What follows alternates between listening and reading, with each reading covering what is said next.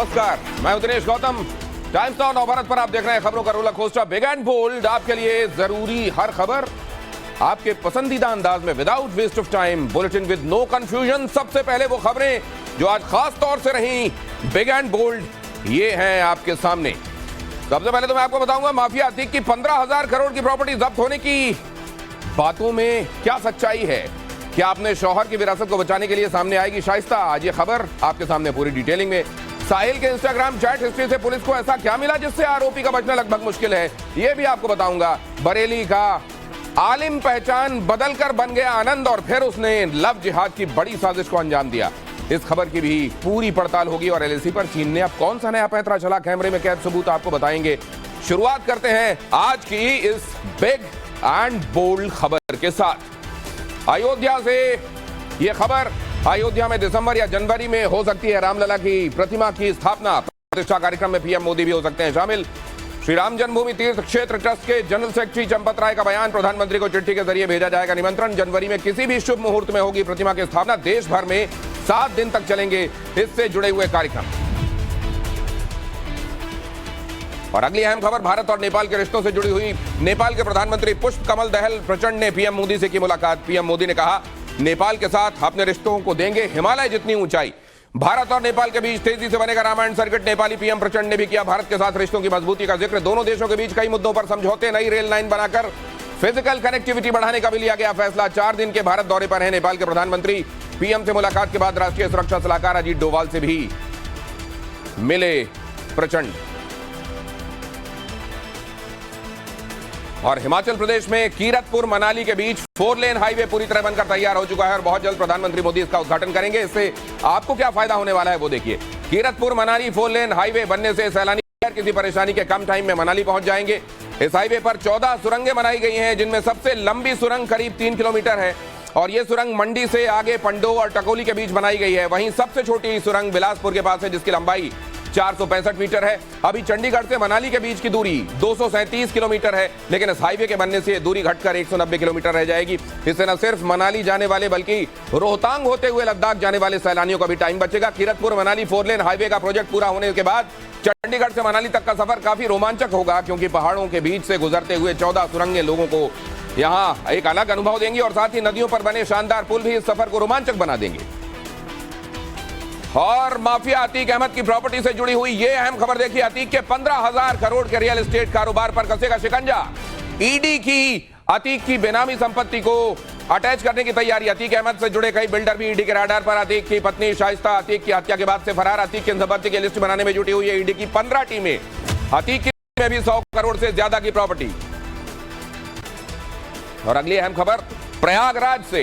Mafia Vijay Mishra gang के सदस्य मनीष मिश्रा का 3 मंजिला मकान कुर्क कर दिया गया। भदोही डीएम के आदेश पर गैंगस्टर एक्ट के तहत यह कार्रवाई हुई। प्रयागराज के शिवनगर कॉलोनी पहुंची भदोही पुलिस ने खाली कराया ये आलीशान मकान। 8 करोड़ से ज्यादा बताई जा रही है 3 मंजिला मकान की कीमत। मनीष मिश्रा भी विजय मिश्रा के साथ गैंगस्टर समेत कई मुकदमों में नामजद है। और अगली अहम खबर एनसीईआरटी के सिलेबस को लेकर है।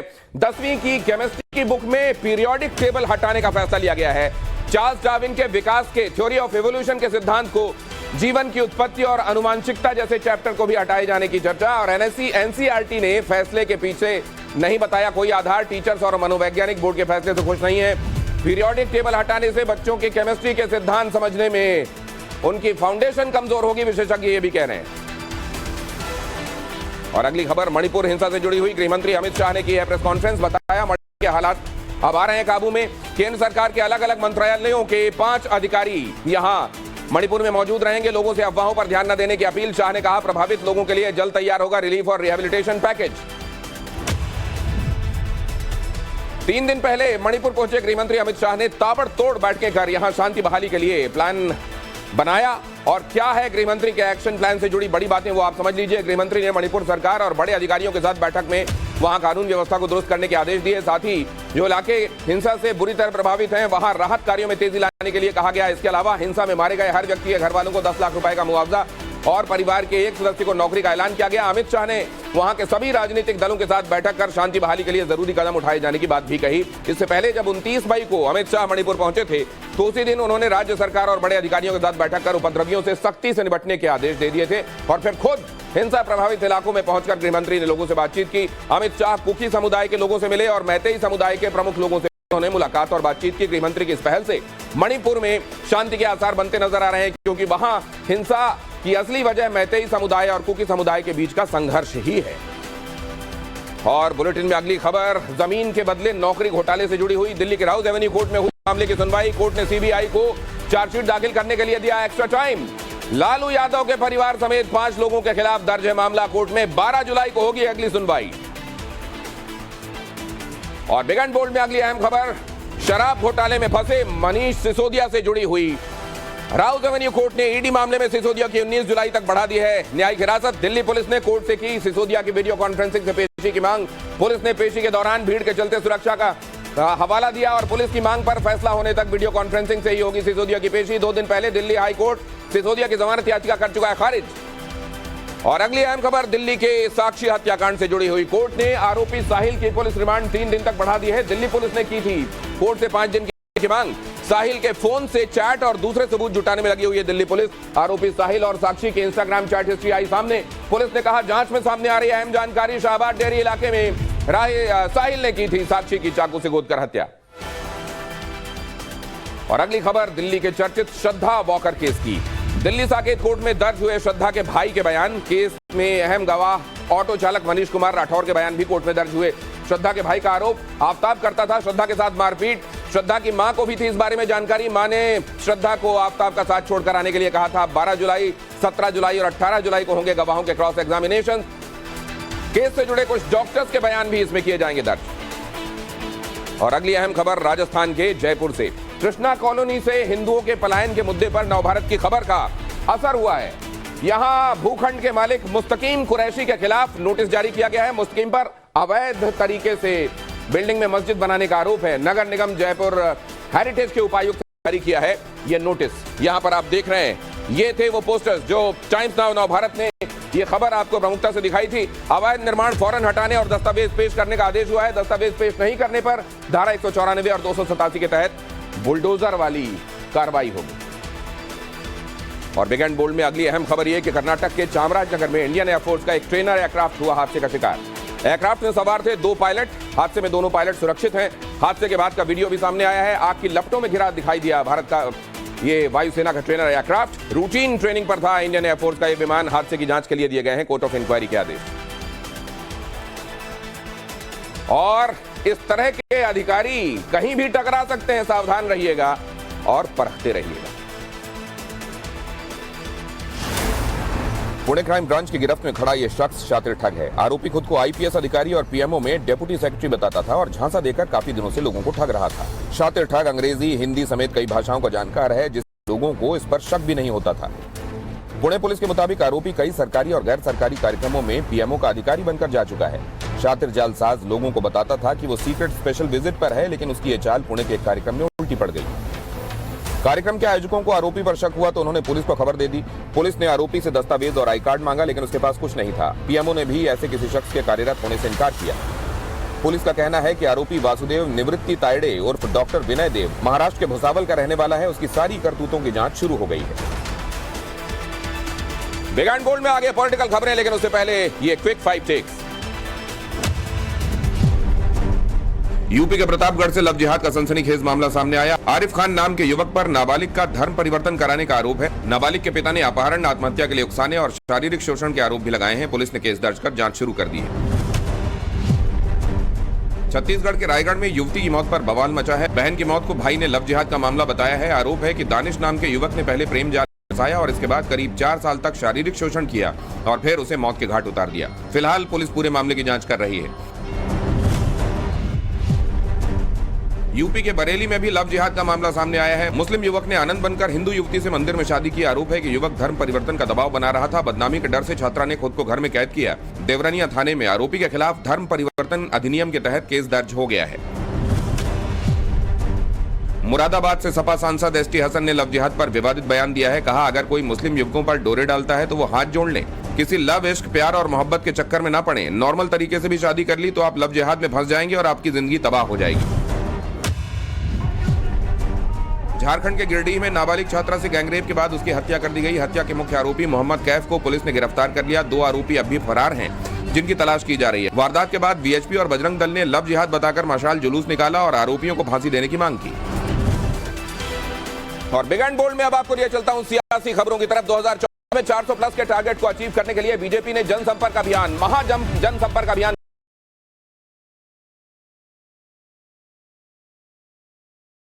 4000 विधानसभाओं में कार्यक्रम चलेगा। 1 महीने में 5 लाख लोगों तक बीजेपी कार्यकर्ता पहुंचाएंगे मोदी का मैसेज। मोदी डिजिटल रैलियों से बूथ लेवल के कार्यकर्ताओं को करेंगे मोबिलाइज। और 2024 के आम चुनाव को लेकर मोदी विरोधी कैंप में भी सुगबुगाहट तेज हो गई है। पटना में महागठबंधन के नेताओं ने बैठक की है।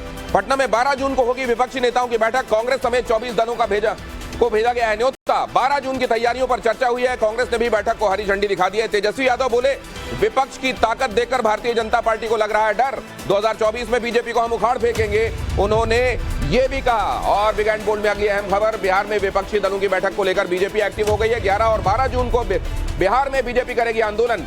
नीतीश सरकार के खिलाफ धरना प्रदर्शन को लेकर बिहार भारतीय जनता पार्टी के नेता तैयारी कर रहे हैं। जून में भारतीय जनता पार्टी यहां 4 बड़ी रैलियां करने वाली है। पीएम मोदी भी करते हैं बिहार में रैली। अमित शाह और जेपी नड्डा के भी बिहार दौरे की खबरें हैं। जेडीयू ने कसा तंज, बीजेपी विपक्ष की ताकत देखकर डर रही है। और राहुल के अमेरिका में दिए गए बयान पर देश में विवाद छिड़ा हुआ है। और इस बीच राहुल ने संसद सदस्यता जाने पर अमेरिका में कहा, मैं पहला ऐसा व्यक्ति जिसे मानहानि के मामले में इतनी बड़ी सजा दी गई। अमेरिका में पेगासस के मुद्दे पर भी बोले राहुल। कहा, मुझे पता है मेरा फोन टैप हो रहा है। केंद्रीय मंत्री अनुराग ठाकुर ने किया राहुल पर पलटवार। बोले, राहुल संसद सत्र न चले इसके लिए बहाने ढूंढते थे। नई संसद का उद्घाटन हुआ तब भी राहुल ने न जाने का बहाना ढूंढ लिया। और ट्रांसफर पोस्टिंग वाले अध्यादेश के खिलाफ केजरीवाल की मुहिम फिर से तेज हो गई। तमिलनाडु के सीएम स्टालिन से केजरीवाल ने की है मुलाकात। और कल झारखंड के मुख्यमंत्री हेमंत सोरेन से रांची में मुलाकात होने वाली उनकी। केजरीवाल इससे पहले ममता बनर्जी, नीतीश कुमार और शरद पवार से भी मिल चुके हैं। और अगली बिग एंड बोल्ड खबर यह कि भारतीय जनता पार्टी ने राहुल को घेरा तो राहुल के समर्थन में उतरी कांग्रेस पार्टी। अडानी को लेकर बीजेपी पर साधा निशाना। कांग्रेस ने बीजेपी से अडानी मुद्दे को लेकर पूछे 100 सवाल और सवालों को किताबों के फॉर्म में जारी किया। किताबों का शीर्षक है, हम अडानी के हैं कौन। कांग्रेस ने एक बार फिर अडानी मामले को लेकर जेपीसी बनाने की मांग की। और पश्चिम बंगाल की मुख्यमंत्री ममता बनर्जी अपने सियासी दांवपेचों से अक्सर चौंकाती रहती है, लेकिन इस बार ममता का अलग अंदाज देखने को मिला। ममता बनर्जी ने एक आम महिला की तरह यहां पर देखिए आप बाइक की सवारी की। इससे पहले पश्चिम बंगाल में जब चुनाव होने वाले थे उस समय भी उन्होंने वहां बाइक की सवारी की थी और एक बार फिर वो बाइक में दिखाई दी। और गुजरात के राजकोट में बागेश्वर सरकार का दिव्य दरबार लगा हुआ है। लव जिहाद के मामलों पर गुस्से में दिखाई दिए बागेश्वर सरकार। बाबा ने कहा, लालच देकर हो रहा है धर्म परिवर्तन, हिंदुओं को जगाने की जरूरत है। साक्षी मर्डर केस का भी बाबा ने किया जिक्र। कहा, यह सब देखकर खून खौल जाता है। पहलवानों से जुड़ा हुआ मुद्दा किधर जा रहा है, ये पूरी रिपोर्ट देखिए। बीजेपी पार्टी मुर्दाबाद, मुर्दाबाद, मुर्दाबाद। विरोध प्रदर्शन की ये 2 तस्वीरें दिल्ली और चंडीगढ़ की हैं। पहलवानों के समर्थन में दिल्ली में जंतर मंतर के पास लेफ्ट संगठनों ने प्रदर्शन किया। दूसरी तरफ चंडीगढ़ में यूथ कांग्रेस के कार्यकर्ता सड़कों पर उतरे और पोस्टर बैनर लेकर बीजेपी कार्यालय की तरफ कूच किया।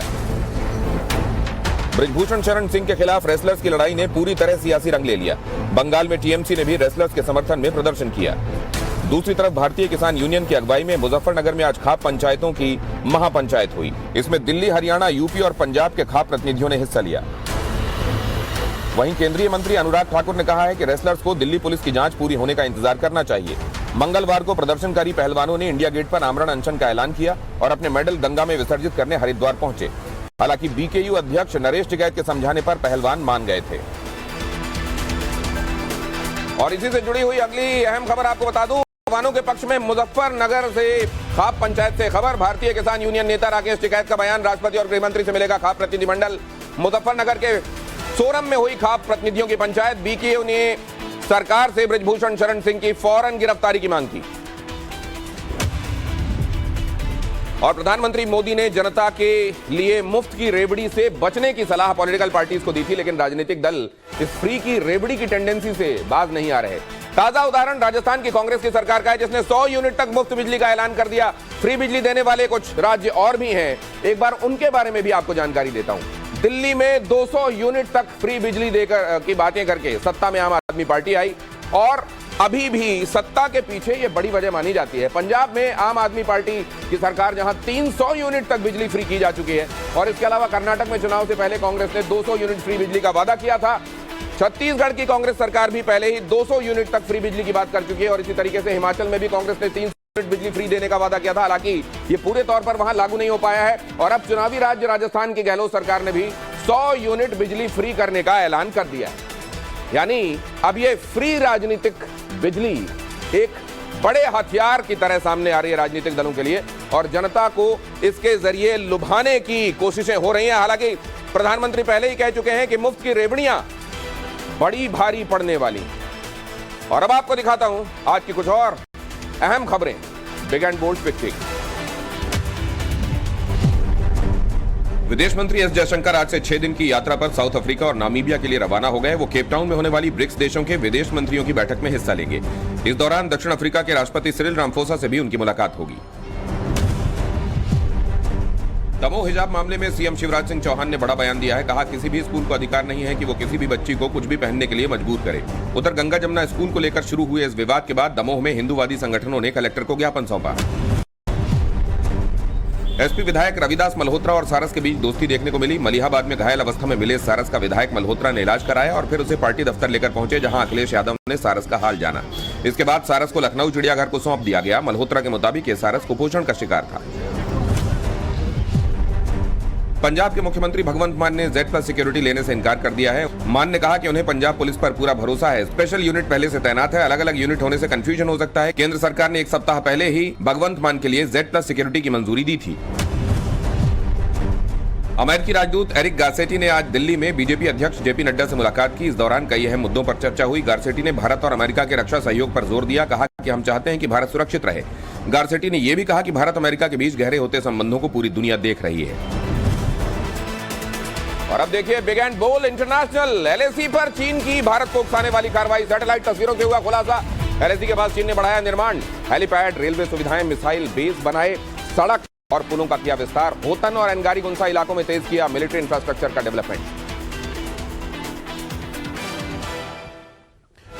और रूस यूक्रेन में मिसाइलों से वार पलटवार का दौर जारी है। दोनों देश एक दूसरे पर ड्रोन और बैलिस्टिक मिसाइल से अटैक कर रहे हैं। और इस बीच यूक्रेन के कीव से एक हैरान करने वाली तस्वीर सामने आई है, जहां बीच सड़क पर रूस की एक बैलिस्टिक मिसाइल आकर गिर गई। ये बैलिस्टिक मिसाइल 2 कारों के बीच में जा गिरी और इससे जमीन पर गहरा गड्ढा बन गया। पीछे चल रही कार के अंदर बैठे लोगों को मिसाइल के गिरते हुए सामने आने का भान हो गया था। उन्होंने इसे रिकॉर्ड कर लिया। मिसाइल के गिरते ही अफरा तफरी मच गई। गाड़ियों ने ब्रेक लगा दी। गनीमत यह कि मिसाइल फटी नहीं। अगर ऐसा होता तो कई जाने जाती। यूक्रेन का दावा कि रूस ने 11 बैलिस्टिक मिसाइलें दागी थी, जिन्हें यूक्रेन की सेना ने मार गिराया। और बिग एंड बोल्ड में पाकिस्तान से अगली अहम खबर। पाकिस्तान और IMF के बीच बढ़ गया है तनाव। पाकिस्तान की मंत्री आयशा गौस ने आरोप लगाए हैं IMF पर अंदरूनी मामलों में दखलंदाज होने का आरोप लगाया है। इंटरनेशनल मॉनेटरी फंड के मिशन चीफ ने दिया था यह बयान। पाकिस्तान को पॉलिटिकल स्टेबिलिटी की सख्त जरूरत। पाकिस्तान की मंत्री की IMF को गीदड़ भभकी, हमारे पास प्लान B मौजूद है। एक तरफ भीख भी चाहिए और दूसरी तरफ तेवर भी। और बिग एंड बोल्ड में अगली अहम खबर यह है कि अफगान और तालिबान के सुप्रीम लीडर आपस में मिले हैं। कतर के अफगान तालिबान के सुप्रीम लीडर से मिले हैं। कतर के प्रधानमंत्री कंधार में दोनों नेताओं के बीच में सीक्रेट बातचीत हुई है, मीटिंग हुई है। अखुंज़ादा और अल्धानी की एक गुप्त मीटिंग हुई। कयास लगाया जा रहा है कि अफगान हुकूमत को मान्यता दिलाए जाने को लेकर बैठक हुई। कतर ने महिला अधिकारों को लेकर अपनी बात कही। बिग एंड बोल्ड में अगली अहम खबर। ऑस्ट्रेलियाई सैनिकों के शराब पीने को लेकर पाबंदी लग गई है। सैनिकों के शराब पीने पर वॉर ऑपरेशन के दौरान होगा ब्रेथ टेस्ट। 2020 में घटनाओं के मद्देनजर यह फैसला लिया गया। प्रैक्टिस के लिए 39 अफगान लोगों को मार डाला गया था और इसको देखते हुए यह फैसला लिया गया कि अब शराब के नशे में सैनिक लड़ाई के मैदान में नहीं पहुंचेंगे। और बिग एंड बोल्ड में अगली अहम खबर। चीन का रहस्यमयी स्पेसक्राफ्ट उससे जुड़ी हुई पृथ्वी के ऑर्बिट में 276 दिन बाद वापस लौट आया है ये, और जिस पर अमेरिका ने चौंकाने वाला खुलासा किया है। अमेरिका बोला चीन के स्पेसक्राफ्ट ने रोबोटिक आर्म की तरह एक ऑब्जेक्ट ऑर्बिट में छोड़ा था। ऑर्बिट में छोड़ा ऑब्जेक्ट पहले गायब हुआ और कुछ दिनों बाद फिर नमूदार हो गया। ऐसा क्यों हुआ, इसके बारे में कोई जानकारी नहीं। और बिग एंड बोल्ड में अगली चौंकाने वाली खबर है उड़न तश्तरियों के बारे में। यूएफओ को लेकर, अनआइडेंटिफाइड फ्लाइंग ऑब्जेक्ट्स को लेकर नासा ने पहली बार पब्लिक मीटिंग बुलाई है। रिसर्च शुरू होने के 1 साल बाद यह पहली पब्लिक मीटिंग शुरू की गई। अभी तक यूएफओ से संबंधित 800 घटनाएं दर्ज की जा चुकी हैं। 16 विशेषज्ञों ने अपने अपने एक्सपीरियंसेस इसके बारे में शेयर किए हैं।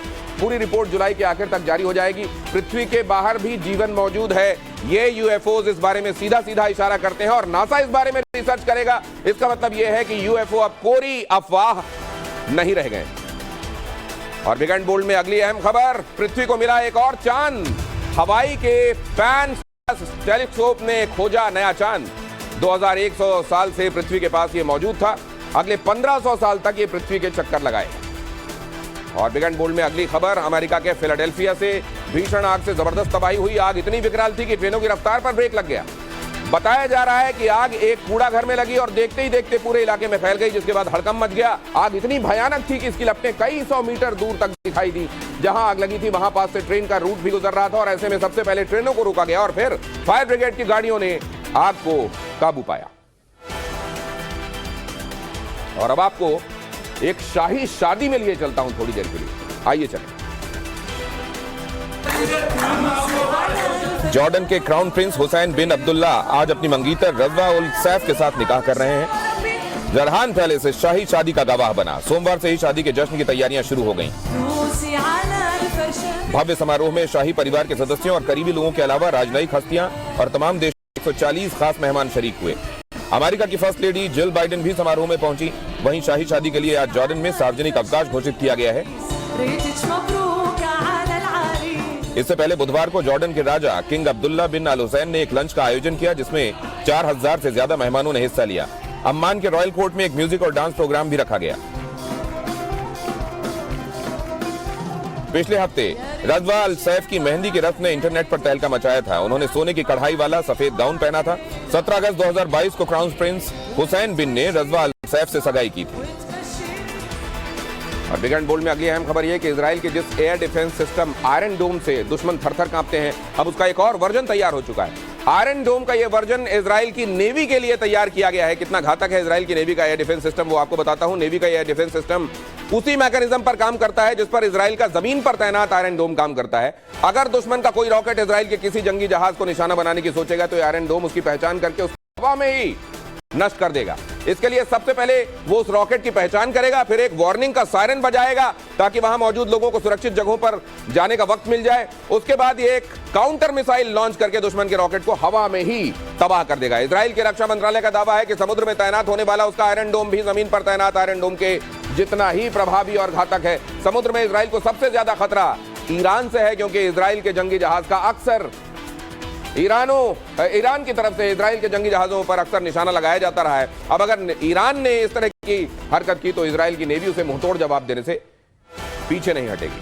और अब आपको दिखाता हूं big and bold international quick take. America और यूरोपीय संघ के साथ बढ़ते तनाव के बीच चीन के राष्ट्रपति शी जिनपिंग ने देश के नागरिकों को चेतावनी दी है। उन्होंने कहा है कि चीन मुश्किल और कठिन सुरक्षा चुनौतियों का सामना कर रहा है। देश के नागरिकों को सबसे खराब परिस्थितियों के लिए तैयार रहना होगा। चीन की शी जिनपिंग सरकार ने उइगर मुसलमानों के दमन के बाद अब देश की मस्जिदों को तोड़ना शुरू कर दिया है। चीन के दक्षिण पश्चिम के मुस्लिम बाहुल्य इलाके में एक प्राचीन मस्जिद को तोड़ा जाना है, जिसको लेकर बवाल मच गया है। पुलिस और स्थानीय मुस्लिमों के बीच मस्जिद को लेकर झड़प हुई, जिसका वीडियो अब सोशल मीडिया में वायरल है। अंतर्राष्ट्रीय क्रिकेट परिषद ने पाकिस्तान क्रिकेट बोर्ड से पूछा है कि वो भारत में होने वाले वनडे विश्व कप में खेलेगा या नहीं। आईसीसी के अध्यक्ष और सीईओ लाहौर पहुंचे और वनडे विश्व कप में पाकिस्तान को भागीदारी सुनिश्चित करने को कहा। इससे पहले पाकिस्तान की तरफ से कहा गया था कि अगर भारतीय टीम एशिया कप के लिए पाकिस्तान का दौरा नहीं करेगी तो उनकी टीम भी वनडे विश्व कप के लिए भारत खेलने नहीं जाएगी।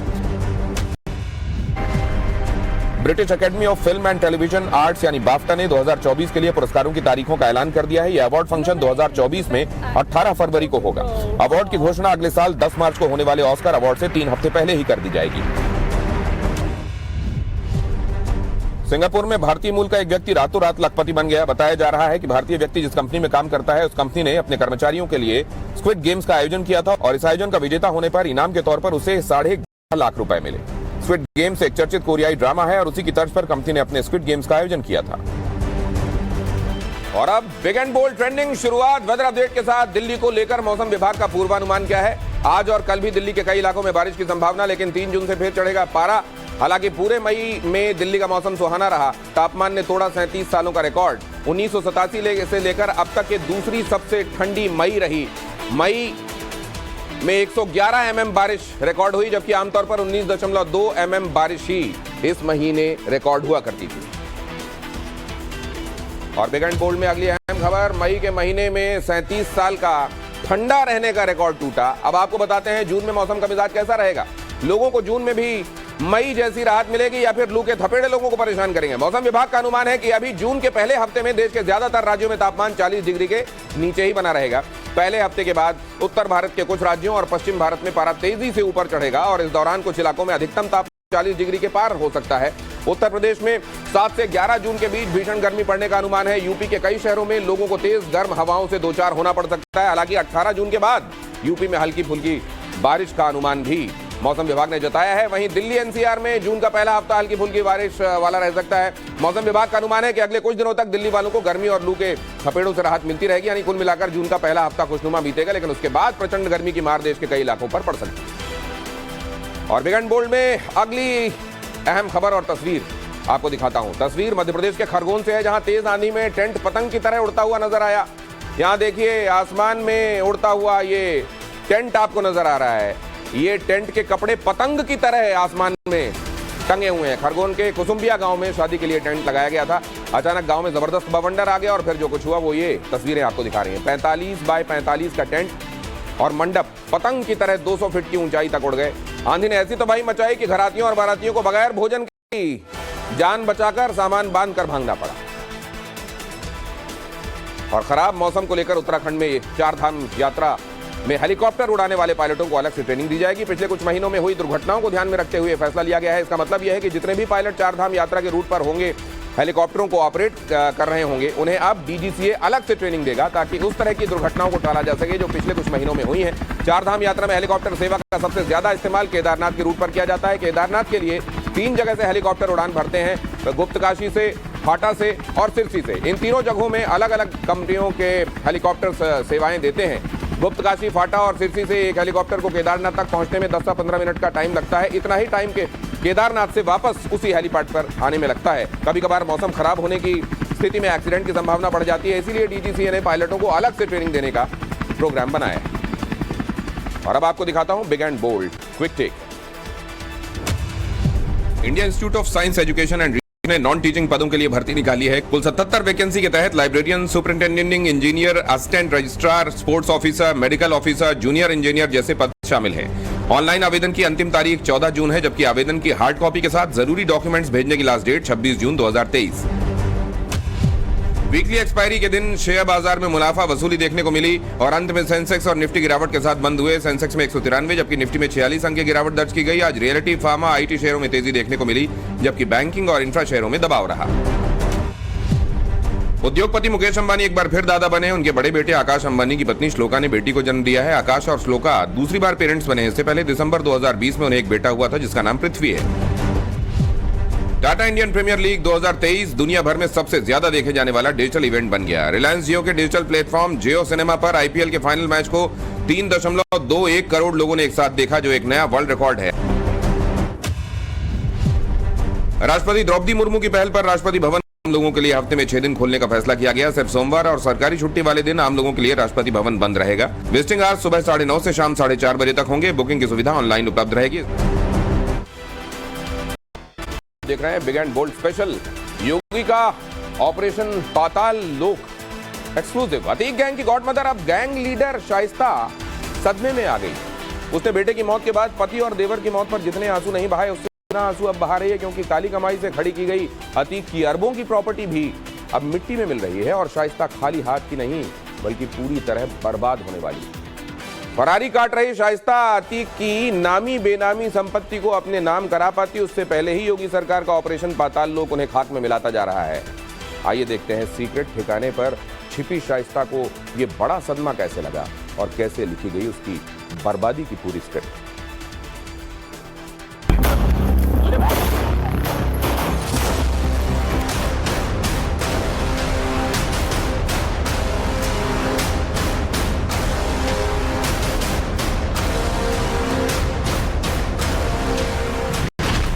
माफिया ब्रदर्स अतीक और अशरफ मिट्टी में मिल चुके हैं। अतीक की मोस्ट वांटेड बीवी शाइस्ता भागती फिर रही, बेटे जेल और बाल सुधार गृह में, और अब अतीक की काली कमाई के दम पर खड़े किए गए रियल एस्टेट कारोबार पर एजेंसियों का चाबुक चलने लगा है। अतीक के करीबी पर नकेल कसी जा रही है।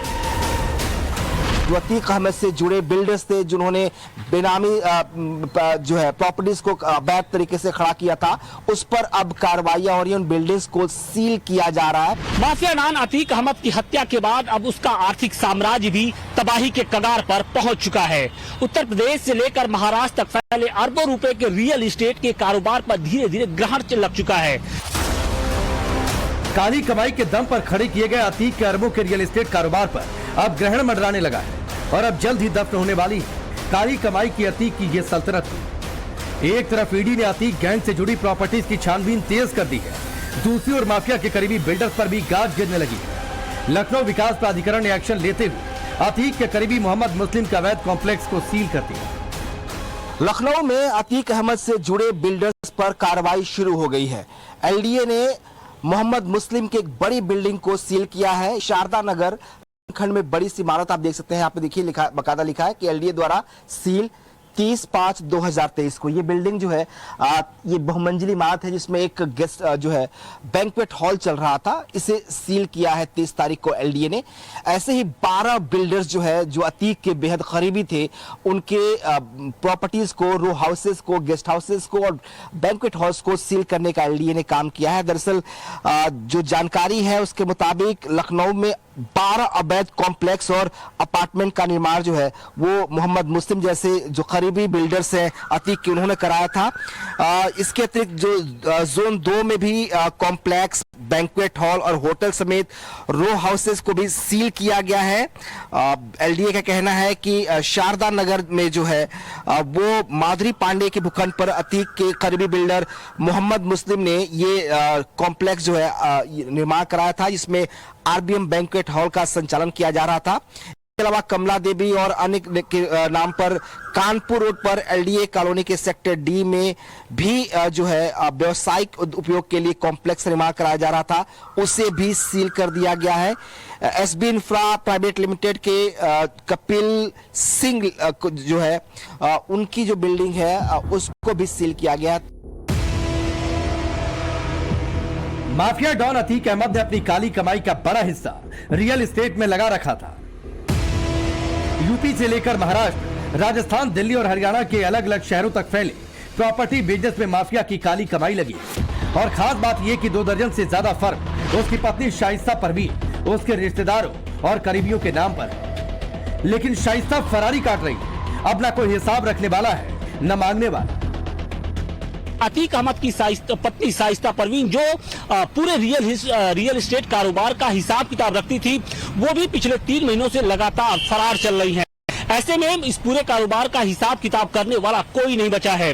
अतीक अहमद के जो 2 बेटे हैं अली और उमर, इस वक्त वो जेल में बंद हैं, जबकि 2 नाबालिग बेटे इस वक्त बाल सुधार गृह में हैं। ऐसे में जो कारोबार है वो धीरे धीरे बिखरने लगा है, उसका हिसाब किताब कोई नहीं कर रहा है। लिहाजा जो अतीक अहमद से जुड़े हुए जो रियल एस्टेट के कारोबारी थे, उन पर भी दबाव धीरे धीरे घटने लगा है और यही कारण है कि वो भी अब अतीक अहमद और उसके परिवार के खिलाफ एक तरीके से आवाज बुलंद करने लगे हैं। अतीक का पूरा परिवार बिखर चुका है। अतीक की बीवी शाइस्ता और अशरफ की पत्नी जैनब एसटीएफ से भागती फिर रही।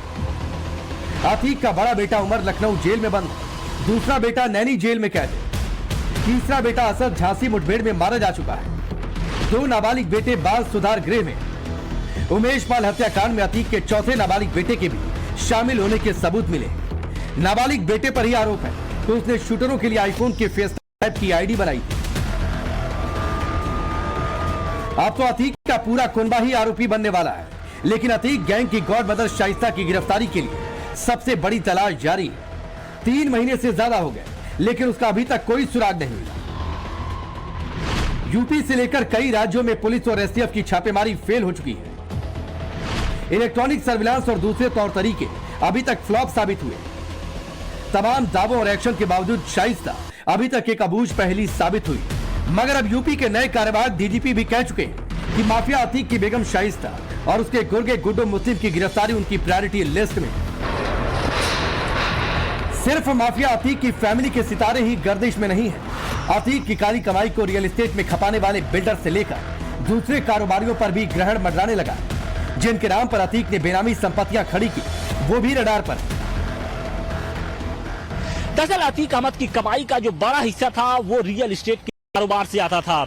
2 दर्जन से अधिक फर्म और कंपनियां उसकी पत्नी शाइस्ता परवीन, इसके साथ ही जो उसके करीबी रिश्तेदार थे उनके नाम पर थे। इसके साथ ही शहर के जो नामचीन बिल्डर थे, जो कारोबारी थे, उनसे भी अतीक अहमद के गहरे रिश्ते थे। लेकिन इस बीच जब असद का एनकाउंटर हो चुका और इसके बाद अतीक और अशरफ की हत्या हो गई तो धीरे धीरे ये पूरा जो कारोबार है वो डूबने लगा है। जैसे ही अतीक अहमद का कारोबार डूब रहा है, ईडी ने भी अपना शिकंजा कसना शुरू कर दिया है। बताया ये जा रहा है कि अतीक अहमद की लगभग 15,000 करोड़ रुपए की जो प्रॉपर्टी है वो ईडी के निशाने पर है। ईडी ने इन जो प्रॉपर्टी है उसकी जांच करनी शुरू कर दी और कहा यह जा रहा है कि आने वाले दिनों में इस 15,000 करोड़ रुपए की प्रॉपर्टी को ईडी अपने साथ अटैच भी कर सकती है। रियल एस्टेट में लगी अतीक के अरबों रुपए की काली कमाई भी डूबने वाली है। अतीक से जुड़े कारोबारियों पर शिकंजा कसने के लिए financial intelligence unit, income tax समेत दूसरी एजेंसियों की मदद ली जा रही है। माफिया के कई रिश्तेदार और सहयोगियों से प्रॉपर्टी का हिसाब मांगने की तैयारी है। उनकी सोर्स ऑफ इनकम, बैंक खातों में जमा रकम और अलग अलग कंपनियों के जरिए किए गए ट्रांजैक्शन को भी खंगाला जा रहा है। पिछले महीने ही अतीक से जुड़े 10 लोगों की अलग अलग ठिकानों पर रेड हुई थी। नकदी और प्रॉपर्टी से जुड़े सेल डील, फर्जी कंपनी से जुड़े दस्तावेज जब्त किए गए थे। जिनकी जांच की गई तो खुलासा कि माफिया अतीक के दम पर कई लोगों ने रियल एस्टेट का कारोबार बड़े पैमाने पर फैलाया है। 15 अप्रैल को अतीक के आतंक के 40 साल पुराने अध्याय का खौफनाक अंत हुआ था। तब से अतीक गैंग और माफिया फैमिली को लेकर खुलासों की किस्तें लगातार आती जा रही हैं। खुलासों की इन किस्तों में अतीक के अकूत प्रॉपर्टी से जुड़ी बड़ी खबर आई है। गौर से सुनो। प्रयागराज के रहने वाले शाइन सिटी के मालिक राशिद नसीम की कंपनी शाइन सिटी में अतीक और अशरफ ने अपना पैसा इन्वेस्ट किया था। इस पैसे से शाइन सिटी के नाम से कई प्रोजेक्ट देश और विदेश में शुरू किए गए। बिल्डर ने विदेशों में करीब 66,000 करोड़ रुपए खपाए थे। इनमें से 33,000 करोड़ रुपए अतीक अहमद ने लगाए थे। खबर यह भी है कि राशिद ने अतीक के पैसे दुबई के साथ साथ लंदन में भी लगाए, वो भी भगोड़े हीरा कारोबारी मेहुल चौकसी के एड्रेस से। लेकिन राशिद नसीम सिर्फ मोहरा था, असली चेहरा तो अतीक अहमद था। लंदन में कई इमारतें, प्रॉपर्टीज राशिद नसीम ने खरीदी हैं। 5 लाख का इनामिया राशिद नसीम भी है। 4 एजेंसी जांच कर रही है, EOW जांच कर रही है, SFUI जांच कर रही है, CBI जांच कर रही है। इसके अलावा जो ईडी है वो भी जांच कर रही है। 4 मामलों में लखनऊ में उसने बड़ा घोटाला किया, जमीनें खरीदी, लोगों को प्लॉट नहीं दिए, किसान परेशान है, जिससे जमीन खरीदी उसे पूरा पैसा नहीं मिला। प्रयागराज में भी ऐसा ही हाल है। लेकिन कहा फरार हो गया राशिद नसीम दुबई में चर्चा है कि वो आराम से रह रहा है, लेकिन छोटा भाई सलाखों के पीछे है। अब एक एक करके सच बाहर आने को है। एजेंसियां इस बात की भी पड़ताल में जुट गई हैं कि अतीक अहमद ने कितना और कैसे कैसे करके पैसा राशिद नसीम को दिया था और उसका कैसा इस्तेमाल किया गया। ये सारी जानकारी एजेंसीज जुटा रही हैं। सौलत हनीफ खान ने यह जानकारी दी है कि राशिद नसीम के पास अतीक का पैसा है। उस पैसे का इस्तेमाल राशिद नसीम ने विदेशों में रकम को खपाने के लिए किया, विदेशों में प्रॉपर्टीज खरीदने के लिए किया। कहा जा रहा है कि सिर्फ दुबई ने नेपाल से लेकर लंदन तक अतीक के गुर्गे राशिद का नेटवर्क बहुत स्ट्रॉन्ग है। ऐसे में सवाल यह भी है कि कहीं शाइस्ता और गुड्डू मुस्लिम को राशिद के जरिए ही फरारी काटने के लिए आर्थिक सपोर्ट तो नहीं मिल रहा। वैसे भी शाइस्ता ने 27 साल तक अतीक से जुर्म का पाठ पढ़ा और वो इतनी शातिर हो गई है कि जुर्म की दुनिया में आगे बढ़ती जा रही है। शाइस्ता भले ही पुलिस को चकमा देकर भागती फिर रही है, लेकिन खबर यह भी है कि उसका परिवार बिखरा तो अतीक के वफादार रहे बिजनेस पार्टनर भी अब दगा देने लगे। इसी कड़ी में पहला नाम मोहम्मद मुस्लिम का है, जिसके बैंक्वेट हॉल को लखनऊ में सील किया गया है। अतीक गैंग से जुड़े ऐसे कई कारोबारियों की लिस्ट ईडी और STF के पास मौजूद है और उन पर भी जल्द ही गाज गिरने वाली है। जहां तक अतीक की काली कमाई के साम्राज्य की बात है, अभी उसकी कुल नामी बेनामी संपत्ति के 15,000 करोड़ तक होने का अनुमान लगाया जा रहा है। लेकिन नई जानकारी सामने आने के बाद कहा यह जा रहा है कि अतीक इससे 2 गुना 3 गुना संपत्ति का मालिक था। इसीलिए अतीक के पुराने वफादारों की दगाबाजी को देखते हुए शाइस्ता इन संपत्तियों पर काबिज होने के लिए हाथ पांव मार रही है। कहा तो यह भी जा रहा है कि फरारी के दौरान ही वो अतीक की कई प्रॉपर्टी को अपने नाम करवा चुकी है। यहां तक कि फरारी में भी शाइस्ता IS 227 गैंग को लीड कर रही है, अपने साथ हर वक्त शूटर रख रही है और एक सीक्रेट ठिकाने से गैंग को ऑपरेट कर रही है। यूपी पुलिस की उम्मीद से आगे शाइस्ता इतनी शातिर है कि उसने कोई भी ऐसा सुराग नहीं छोड़ा जिससे पुलिस उसे गिरफ्तार कर सके। यूपी पुलिस का भी मानना है कि शाइस्ता परवीन आदतन अपराधी है। फिलहाल यूपी पुलिस शाइस्ता पर गैंगस्टर एक्ट लगाने की तैयारी में है, लेकिन शाइस्ता को इसकी परवाह नहीं। वो तो बस अतीक के आतंक को जिंदा रखना चाहती है। हाल के दिनों में प्रयागराज में गोलीबारी और रंगदारी से जुड़े वारदात तो इसी तरफ इशारा कर रहे हैं, लेकिन यूपी एसटीएफ अब अतीक के फरार शूटर्स गुड्डू मुस्लिम, साबिर और रहमान के साथ ही शाइस्ता को कोई मौका देने के मूड में नहीं। दरअसल पिछले कुछ समय से इस टीम के सदस्य न्यायिक आयोग के सामने अपना बयान दर्ज कराने में व्यस्त थे, जिसकी वजह से इन भगोड़ों के खिलाफ सर्च ऑपरेशन थोड़ा धीमा हो गया था। लेकिन अब एसटीएफ सरगर्मी से इनको दबोचने में जुटी है और अब ऐसा हुआ है कि क्राइम क्वीन शाइस्ता के गुनाहों का चैप्टर ही नहीं, बल्कि उसके गुड्डू बमबाज, साबिर और रहमान का चैप्टर भी जल्द क्लोज हो सकता है। Bureau report, times now Bharat.